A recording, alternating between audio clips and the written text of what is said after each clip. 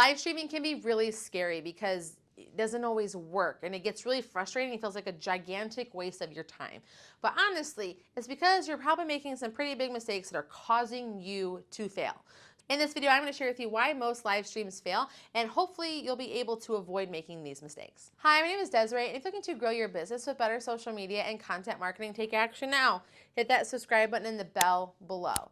Now, one of the things about live streaming that's really important is you need to have the right tools. Like, this is going to be the #1 thing that will make you fail, which is why this video is brought to you by StreamYard. StreamYard is my go-to live streaming platform for anything that has to do with live streaming. Even if I'm doing just something as simple as like sharing a quick message out to the world, or if I'm doing a full-scale production, I know that when I work with StreamYard, it's going to be quality, it's going to give me the best chance for success, and it's going to allow for me to do all the things I want, like audio control, visuals onto the screen, and so much more. Check out StreamYard for free down in the description below. Now, to piggyback off of StreamYard, one of the things that really doesn't work for you is you have a bad setup for your live stream. This is a massive fail because you could have like the greatest live stream in the world, but no amount of softwares or tools are going to help you if you have a bad title, a bad description, and a really crappy thumbnail. Like, this is kind of like the foundation of all videos. You have to have those 3 things working really well for you. The title of this video is like why your live streams fail and how to fix it, right? That brought you in, and hopefully the thumbnail was super cool and cute and catchy and you're like ready to get into it, and the description just ties all together in a nice bow. You have to do the same thing when you are doing your live streams. Now, another reason that live streams fails has to do with promotion. So many people just like go live and they forget about all of the foundation work that has to go into promoting it. There's supposed to be a time where you schedule it and then you share it on socials and you put it on all of the places, and the Instagrams and LinkedIn's and the Facebooks and the YouTubes and all of the things, and then you share it with your email list, and you tell other people to share, and then they bring other people in, and then they can like get the reminders and all of the stuff. You have to have a plan and get that promotion going, because if you don't promote your live stream, what are you doing? Like, why are you going live? As a business, not having a plan to promote your live stream is just as bad as like not live streaming at all. Like, you need to know that when you're going live, it's for a purpose, and you have the best chance for success by telling people it's going to happen. Nothing's worse than like tuning into a live stream and watching the person live stream just like fumble their way through it.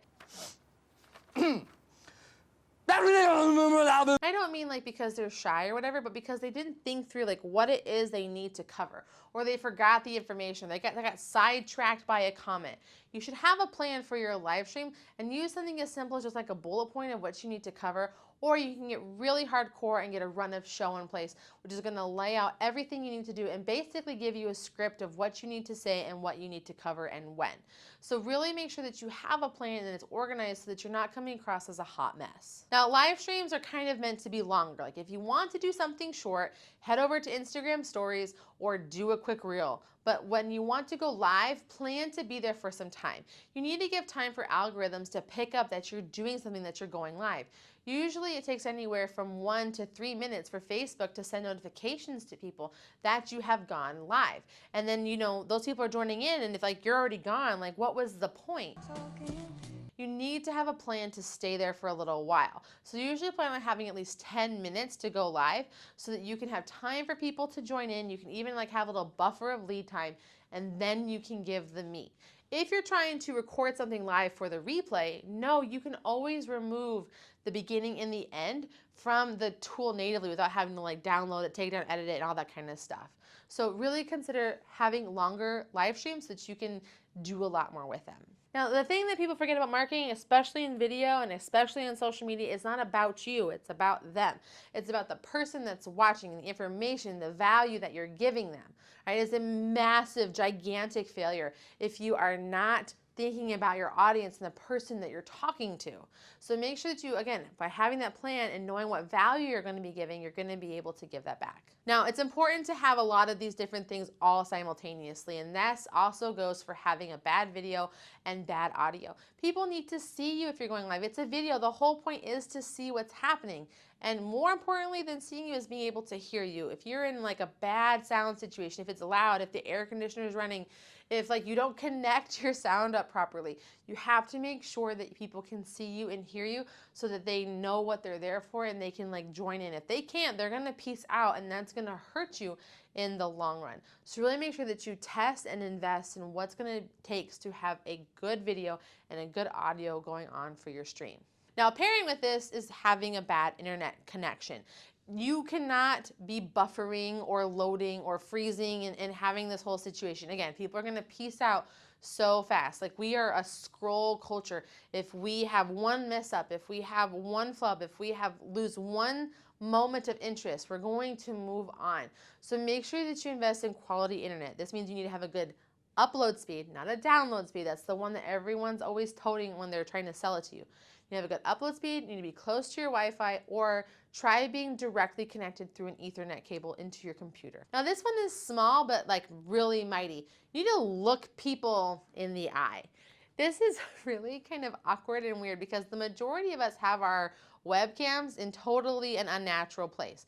Usually they're at the top of a computer, and whether you're doing a desktop, like where you're up in front and then it's like up here, or if like you have a laptop and it's like you're looking down, you get this like nice Ursula action going on with like the chin up situation. I don't want you to have that.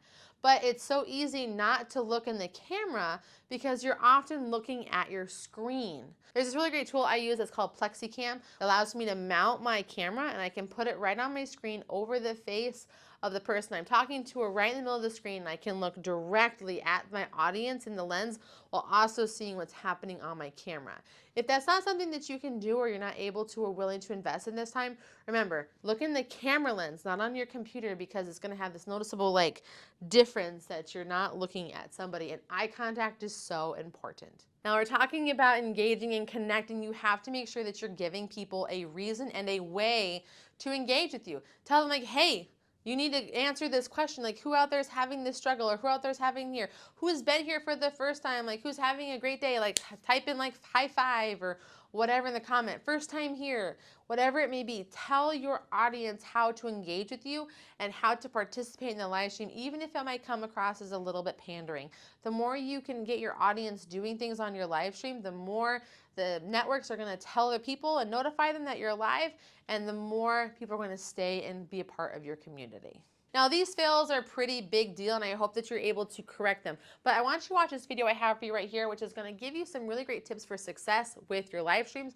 And watch this video right here because YouTube thinks you're really going to like it. And until next time, I'll see you soon.